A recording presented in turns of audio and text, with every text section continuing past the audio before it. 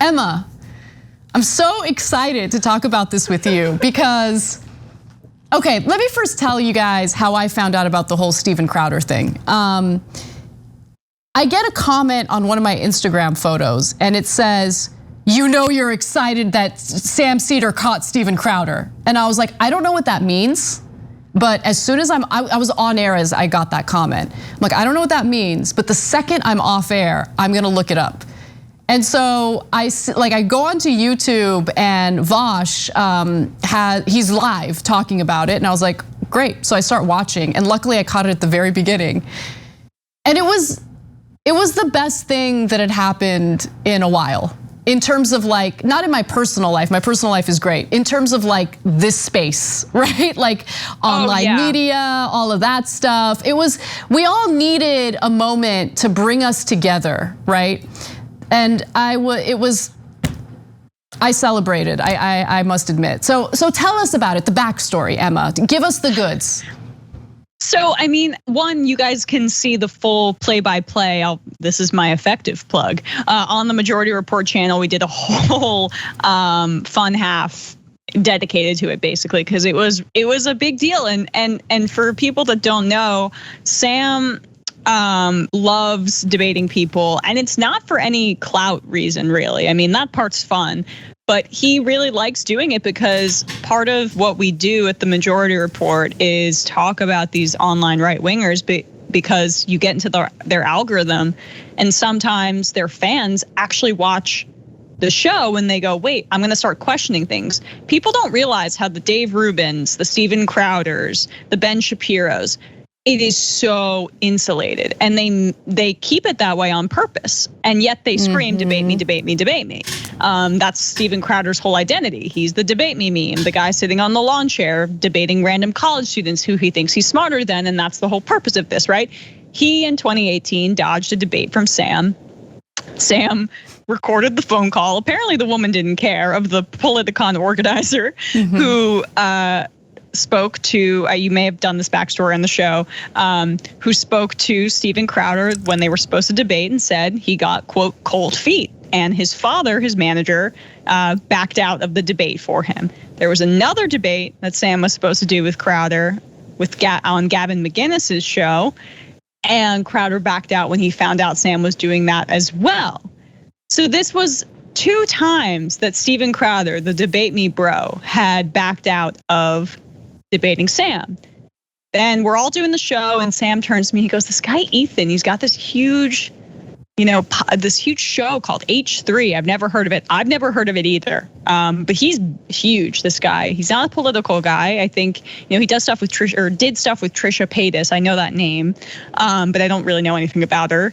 And he reached out and said, Steven Crowder agreed to debate me, and we want to sneak you on and get this debate to happen, because Crowder would just not respond. And so bless this guy, because he's just a normal guy who has this YouTube show, and they got into a debate about vaccines, and he was just having a normal stance, like, you should get vaccinated, basically.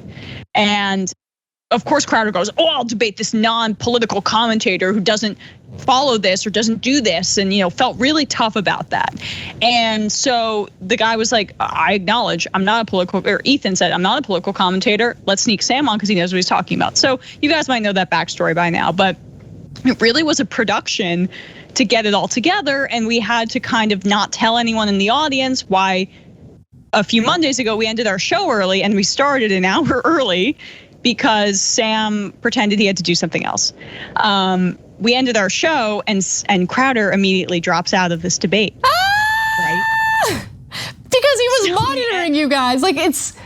He's so scared of Sam that he's monitoring your show to make sure that he doesn't get ambushed or ambushed. And so yeah, I mean, that was what, and we said, no, there's no way. I mean, because he said my wife had an or his dad, I'm sorry, said, that she had an emergency with her pregnancy, but we'll reschedule it for next week. It's a little weird when something dire could be happening, but Ethan goes, I think he's watching and saw that your show ended early. And Sam was like, there's no way. I mean, we were like, maybe.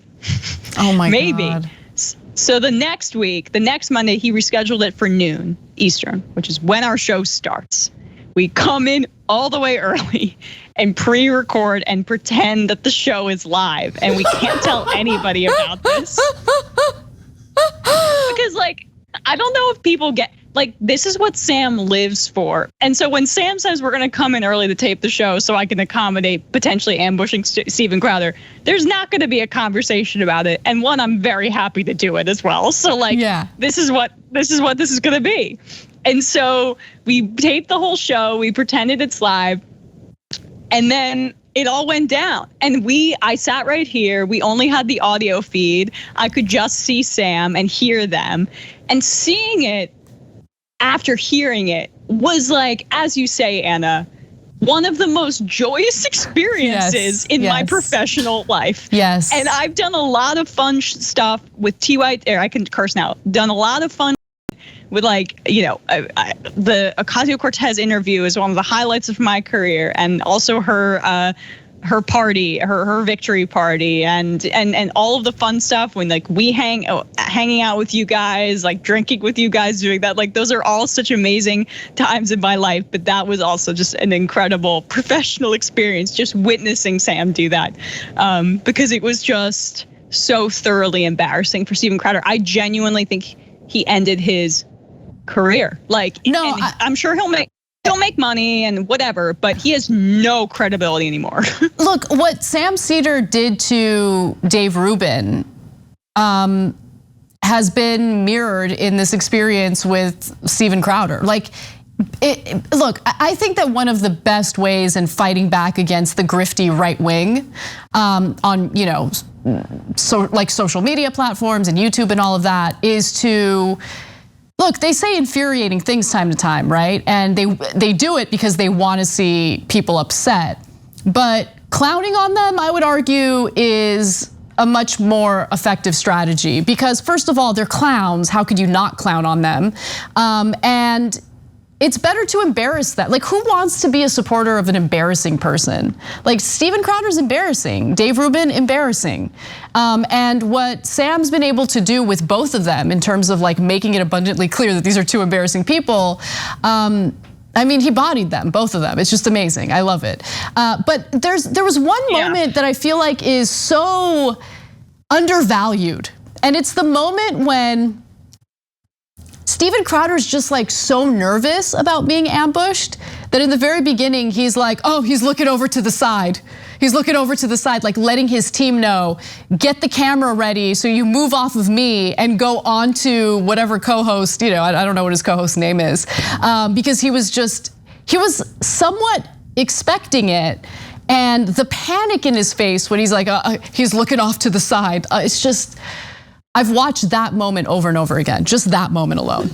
So and how he clutches his hands, like he's like, you know, if he lets go, his heart will stop. I mean, the dude was terrified, and the way that his voice shakes. My boyfriend goes to me, "Can we watch it again tonight when you get home?" Beta. Yes, we can. Like, Beta. Like, we could keep watching Boardwalk Empire, but we could also just watch that whole Crowder thing again. I'm like, you know what? We're gonna do it. Like, he said this to me too. Like, it's watching a bully get smacked, and you know, Crowder likes to bully college students or people and act real tough. I wanted to, because we're running out of time, but I wanted to mention one specific thing that everyone should go watch. It's on Majority Report's channel. So I watched the video of that caller, Brandon. So he is a huge fan of Steven Crowder. He's part of Steven Crowder's Mug Club. I guess that's like the membership offerings from Steven Crowder's show. And he knew nothing about Sam Seder, was not a big fan of Sam ambushing Steven Crowder, but the whole point was, he was like, no, look, I don't agree with the way you went about this, but I'm calling in to say, I really, really want Steven Crowder to debate you. because I would like to hear that conversation. I would like to hear that exchange. And that's why this is important, right? Like, look, there's the fun part of it, of course, which we've talked about ad nauseum. We all know that. But when we talk about ideological bubbles, this guy is clearly conservative, probably disagrees with us on a whole host of issues, but he's open-minded. It's just that he hasn't been, provided with different perspectives on the show that he's a massive fan of. And so he actually really wants to hear that. And that's what gets Steven Crowder so terrified. Not just Steven Crowder, I mean, Dave Rubin is similar. Other elements of the online right, very, very similar. They don't want to debate people who know what they're talking about, because when you have the facts on your side, debating is not that hard, right? Yes, there are tactics and all of that, and you should be aware of debate tactics. It's actually not all about substance. But when you're good at the tactics, as Sam is, and you're good at the substance too, it's like not the kind of person you want on your little right-wing show, right? It's gonna completely debunk all of the lies you've been feeding your audience. But I just really loved hearing Brandon's perspective. I thought that call was so important. And also, like, he seemed like a genuinely good guy who just wanted to learn more. And so instead of like engaging in the conversations about the others, right? Ooh, the right wing audience. Like, I love that you brought up with the woman from Indiana who's being prosecuted for her roles in the Capitol riots. Just the fact that she's in her own bubble.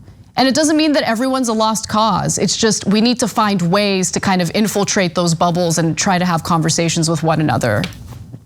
It's really our only hope. And I'll say the last thing about it is, a lot of times people call into the Majority Report and ask, like, how do I get my right-wing family member out of this spiral or whatever?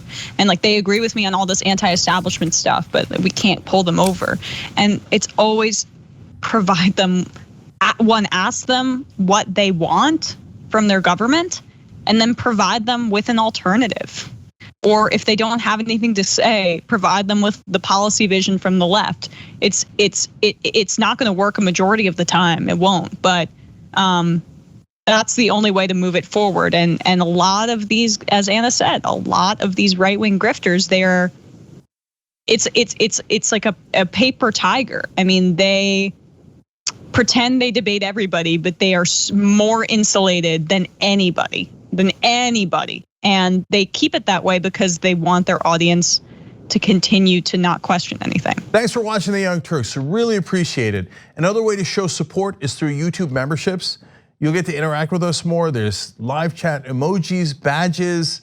You've got emojis of me, Anna, John, JR. So those are super fun. But you also get playback of our exclusive member-only shows and specials right after they air. So all of that, all you gotta do is click that join button right underneath the video. Thank you.